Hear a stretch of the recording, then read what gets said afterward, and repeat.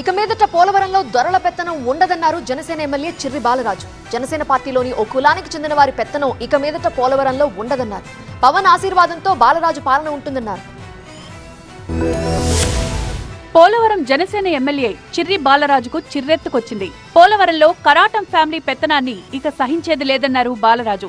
Car వెనుక car పెట్టి 50కి పైగా వాహనాలు పెట్టి భారీ ర్యాలీ తీశారు పోలవరం ఎమ్మెల్యే. కారుపైకెక్కి ఖబర్దార్ అంటూ తన ప్రత్యర్థులకు వార్నింగ్ ఇచ్చారు. పోలవరంలో దొరల పాలన అంతమైందంటూ స్టేట్మెంట్ ఇచ్చారు.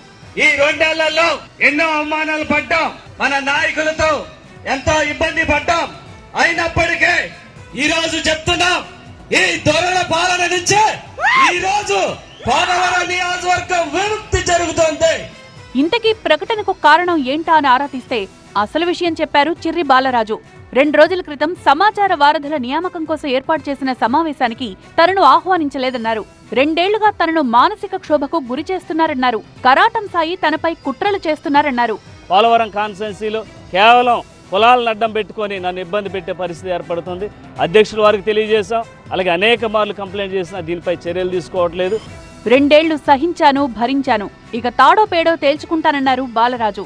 మా నాయకులే, అతను కరటం సాయి అనేటువంటి వ్యక్తి ఈ విధంగా ప్రతి విషయాన్ని కూడా ఏదైతే సోషల్ మీడియాలో పోస్ట్ పెట్టి అక్కడ ఉండేటువంటి కొంతమంది వ్యక్తులతో అసభ్యకరంగా మాట్లాడించడం, అసభ్యకరంగా పెట్టించడం. వచ్చే స్థానిక సంస్థల ఎన్నికల్లో తాను నిలబెట్టిన అభ్యర్థులే జనసేన అభ్యర్థులన్నారు ఎమ్మెల్యే.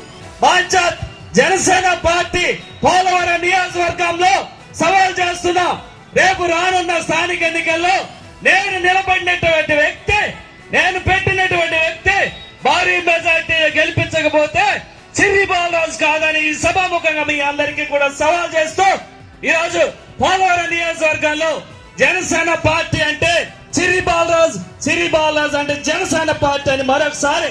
పోలవరంలో ఇక ఎవరి ఆధిపత్యాన్ని సహించేది లేదని వార్నింగ్ ఇచ్చారు చిర్రి బాలరాజు.